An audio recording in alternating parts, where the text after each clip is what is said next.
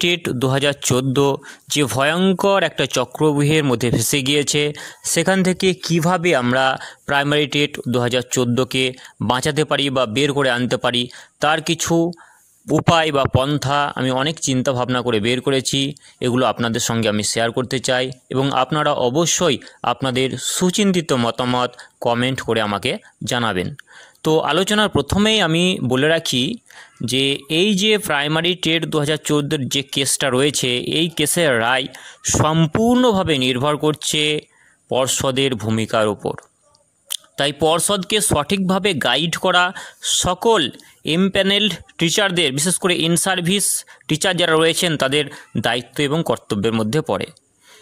আমাদের জানতে হবে পর্ষদের মানসিকতা কীরকম, পর্ষদ কোন দিকে যেতে চাইছে এবং পর্ষদের প্রতিটি গতিবিধির ওপর আমাদের অবশ্যই নজর রাখতে হবে।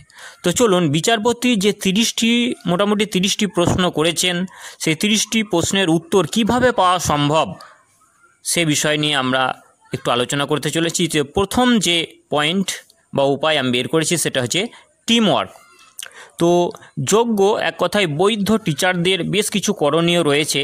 যেমন প্রথমে যে ট্রেন্ড টিচার নিয়োগ হয়েছিল, সেই ট্রেন্ড টিচারদের এবং তার পরবর্তীকালে আনট্রেন্ড টিচার এবং তার পরবর্তীকালে বিএড ট্রেনিংপ্রাপ্ত যে প্রাইমারি টিচাররা নিয়োগপত্র পেয়েছিলেন, তাদেরকে সবাইকে কিন্তু এক ছাতার তলায় আসতে হবে, দিয়ে এই যে লড়াই, এই লড়াইটা লড়তে হবে এবং প্রত্যেক টিম থেকে কমপক্ষে 5 জন করে প্রতিনিধি নিয়ে একটি বৈঠক করার প্রয়োজন আছে বলে আমি মনে করি। এবং এই বৈঠকের আলোচ্য বিষয় হবে পর্ষদ যাতে সঠিক পথে এগিয়ে যায় তার জন্য নজর রাখা এবং পর্ষদের সঙ্গে আলোচনার যে একটা সম্ভাবনা, সেই সম্ভাবনাটাকে জাগিয়ে তোলা এবং পর্ষদের সঙ্গে আলোচনা করা।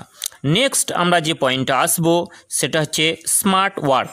এই স্মার্ট ওয়ার্কে আমরা এটা বলতে পারি যে যোগ্য ক্যান্ডিডেট যারা রয়েছেন এবং যে সমস্ত শিক্ষক শিক্ষিকারা নিজের যোগ্যতায় অনেক পরিশ্রম করে দিনরাত জেগে পড়াশোনা করে চাকরিটা পেয়েছেন, তারা অবশ্যই নিজ যে ডকুমেন্টস, সেই ডকুমেন্টসগুলো সুন্দরভাবে একটি PDF ফাইল তৈরি করে রাখবেন এবং গ্রুপের কিছু স্পেশাল নিউজ জেনে বুঝে অন্যান্য গ্রুপে কিন্তু শেয়ার করবেন, যাতে বিরোধীদের কাছে বা যারা চক্রান্ত করছে তাদের কাছে খুব সহজে গোপন নিউজগুলো যাতে পৌঁছে না যায়, এই বিষয়টা আপনারা নজরে রাখবেন এবং স্মার্টলি সমস্ত কাজ করতে হবে। নেক্সট যে পয়েন্ট আমরা আসবো সেটা হচ্ছে যে মিটিং উইথ চেয়ারম্যান।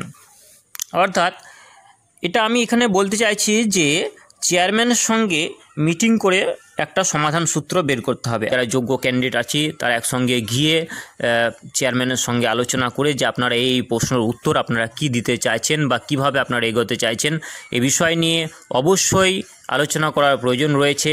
তা না হলে SSCর যেভাবে কেসটা ঘুরে গিয়েছে সেরকম আমাদের পরিণতি হতে পারে বা হওয়ার সম্ভাবনাই বেশি। সুতরাং আমি আগেই বলেছি যে পর্ষদের গতিবিধির ওপর নজর রাখতে হবে এবং পর্ষদের মানসিকতা বুঝতে হবে আর পর্ষদকে সঠিকভাবে গাইড করার চেষ্টা করতে হবে, যাতে তারা সব কিছু তথ্য সঠিকভাবে কোর্টের কাছে, বিচারপতির কাছে তুলে ধরতে পারেন এবং এর মধ্যে যাতে কোনো ফাঁকফোকর না থাকে। এবং খেয়াল রাখতে হবে যে একটি প্রশ্নের উত্তরের সঙ্গে অপর একটি প্রশ্নের উত্তর যাতে বিপরীত না হয়, এই জিনিসটা কিন্তু মাথায় রাখতে হবে। এবং CBI-এর যে রিপোর্টটা দিয়েছে সেই রিপোর্টটা সঠিকভাবে পর্যালোচনা করে তার সঠিক উত্তর কিভাবে দেওয়া যেতে পারে, এই বিষয়টা কিন্তু চেয়ারম্যানের সঙ্গে অবশ্যই আলোচনা করার প্রয়োজন আছে। এবং এটা আমরা গা ঝেড়ে ফেলে দিতে পারি না যে চেয়ারম্যান যেটা ভালো বুঝবেন সেটা এফিডেভিট আকারে দিবেন, এটা কিন্তু করা যাবে না। অবশ্যই চেয়ারম্যানের সঙ্গে সবাই একদিন মিলিত হয়ে চেয়ারম্যান অফিসে গিয়ে একটা প্রতিনিধি টিম গিয়ে অবশ্যই আলোচনা করা দরকার আছে এবং একাধিকবার প্রয়োজন হলে যেতে হতে পারে। যে পয়েন্টটা আমরা আসবো সেটা হচ্ছে যে ইউনাইটেড একটা মুভমেন্টের প্রয়োজন আছে। তো আমি বীরভূম থেকে বলছি, 13ই মে আমাদের বীরভূমের ভোট। তো বীরভূমের ভোট 13ই মে, তার আগে যদি সম্ভব হয় তো একদিন অবশ্যই যাওয়া প্রয়োজন রয়েছে এবং তারপরেও যাওয়া প্রয়োজন রয়েছে।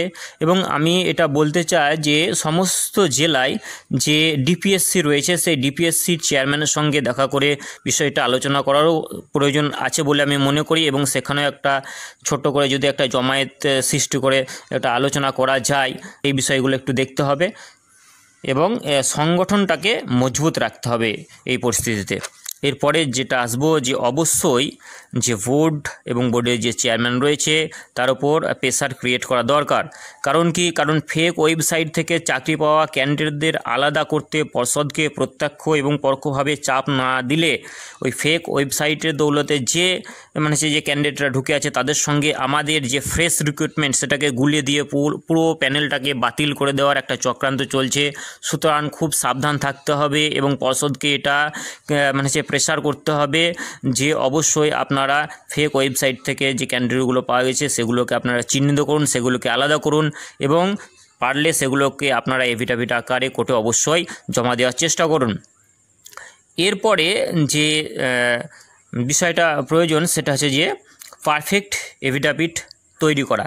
তো আমরা যারা রয়েছি তো আমাদেরকে যে যারা ইন সার্ভিস ক্যান্ডিডেট রয়েছে তাদেরকে পার্টি হয়ে সঠিকভাবে আমাদের যে বড় বড় উকিলরা রয়েছেন তাদের সঙ্গে আলোচনা করে, দরকার হলে সুপ্রিম কোর্টের বিখ্যাত উকিলদের সঙ্গে আলোচনা করে খুব সুন্দরভাবে এফিডেভিট তৈরি করতে হবে।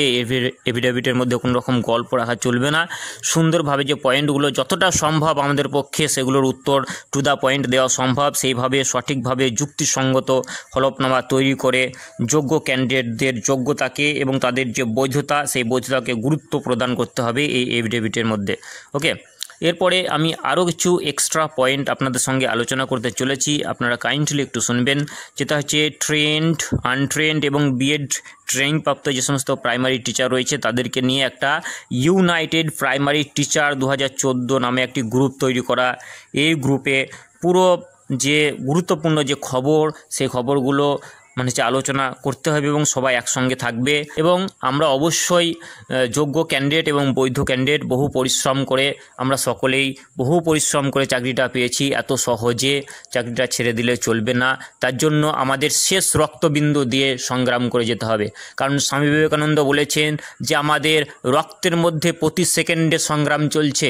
তো আমরা বেঁচে থাকার জন্য আমাদের এই যে হকের চাকরি, এই হকের চাকরিকে টিকিয়ে রাখার জন্য আমরা কোনো সময় যে কোনো মুহূর্তে 24 ঘন্টা আমরা সচেতন আছি।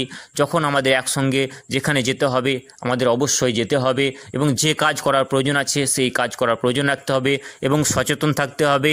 আর যে সমস্ত চক্রান্তকারীরা বা বিরোধীরা এই বিষয়টাকে শেষ করে দেওয়ার চেষ্টা করছে তাদের প্রতি বিশেষ নজর রাখার চেষ্টা করতে হবে এবং কোনোভাবেই আমাদের গ্রুপের বা আমাদের যে প্ল্যানিং সেটা যাতে বিরোধীদের কাছে খুব সহজে পৌঁছে না যায় সেই বিষয়টা খেয়াল রাখতে হবে। তো আপনারা আপনাদের সুচিন্তিত মতামত প্রকাশ করুন। সকলকে ধন্যবাদ।